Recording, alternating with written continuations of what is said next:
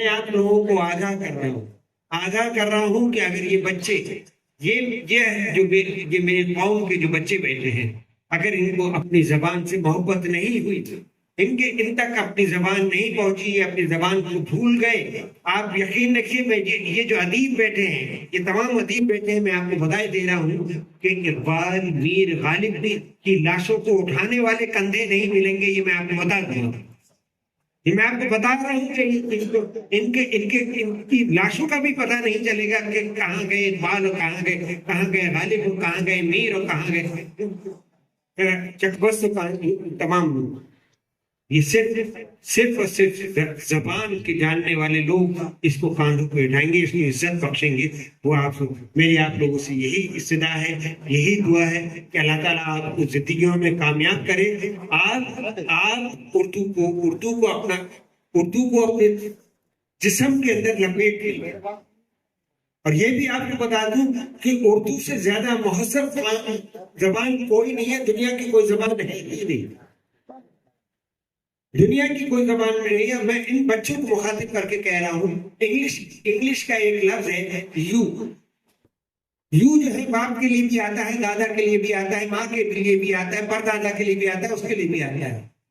لیکن اردو زبان ایسی ہے جو بیٹے کے لیے تم بولتی ہے، جو باپ کے لیے آپ بولتی ہے، دادا کے لیے دادا جان بولتی ہے، دادی کے لیے دادی جان بولتی ہے، امی کے لیے امی جان بولتی ہے۔ مجھے یہ بتائیے کہ وہ یہ زبان اچھی ہے کہ جہاں آپ ڈفرینشیٹ کر سکیں کہ یہ ہماری ماں ہے، یہ ہماری دادی ہے، کہ یہ ہمارے یا آپ کو وہ زبان چاہیے جو ایک نیبر کی طرح ہکال دے کہ you whatever you are, you Karim صاحب، mister Karim Salar, you are the Karim Salar, بیٹا یو آر دا فلاں۔ تو فرق کیا رہ گیا؟ کریم سالار صاحب اتنی بڑی شخصیت ہے، ایک اسٹوڈنٹ کے اندر فرق کیا رہ گیا؟ مجھے یقیناً آج انگریزی کا دورہ انگریزی ہے، کیونکہ ان کے مشن چلتے ہیں، ان کی کامیابی ہوتی ہے۔ کریم سالار صاحب کا جو مشن چل رہا ہے، میں بتا دوں کریم سالار صاحب کا مشن ہے کہ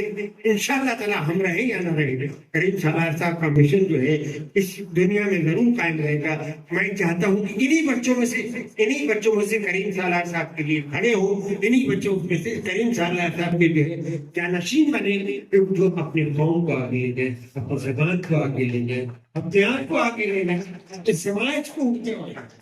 میں ان سے یہی امید کرتا ہوں اور یہی میں اپنی تقریر ختم کرتا ہوں۔ بہت بہت شکریہ، بہت نوازش کرم کے ساتھ اللہ